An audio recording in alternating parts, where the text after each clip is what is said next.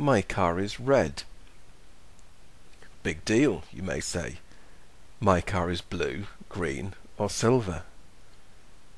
On the face of it, my car is red simply sounds like a point for information, principally about the colour of the car.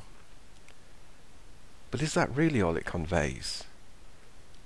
The relationship between language, culture, and personal constructs is complex and profound.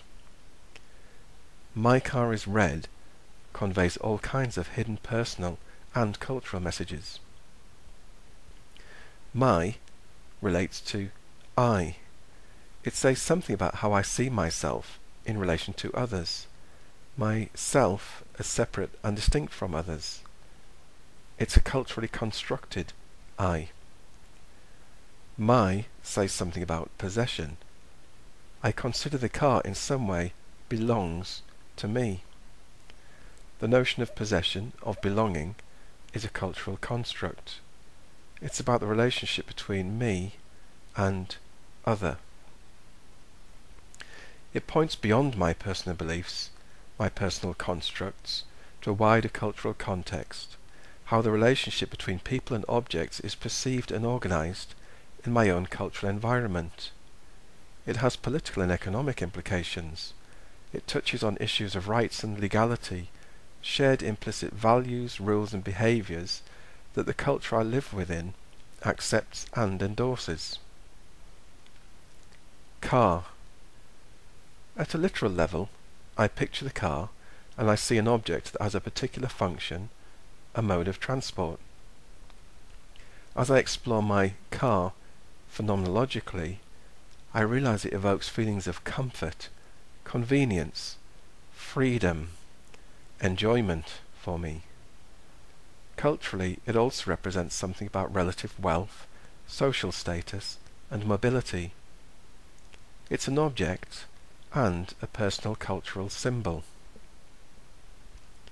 If I had never seen or heard of car before, or any such vehicle, and encountered one out of context, I can only guess what it is, what it's designed for. I would have no idea how to operate it, what its capabilities are, what significance it carries in my actual cultural environment. In other words, the whole idea of car, what it means, is culturally constructed. Is red. This attributes properties to the car, as if redness is inherent to the car, an actual colour of the car. It's about the car, it's not about me. It's a metaphysical view, how I believe things are in the world.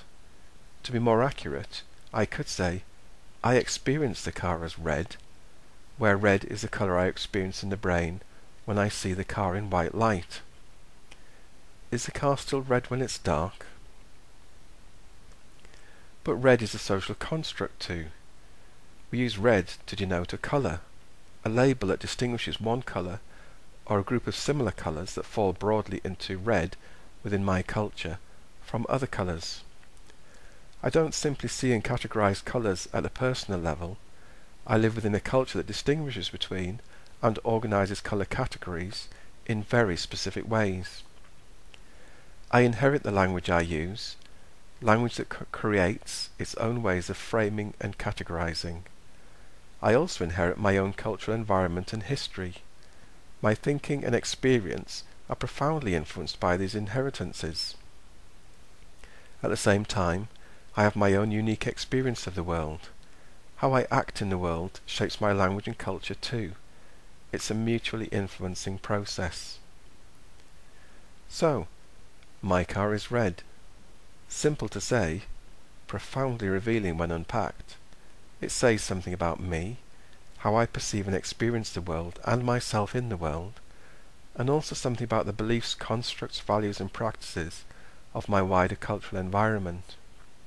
Revealing such assumptions, opening ourselves to re-examination, can be a radical route to transformation.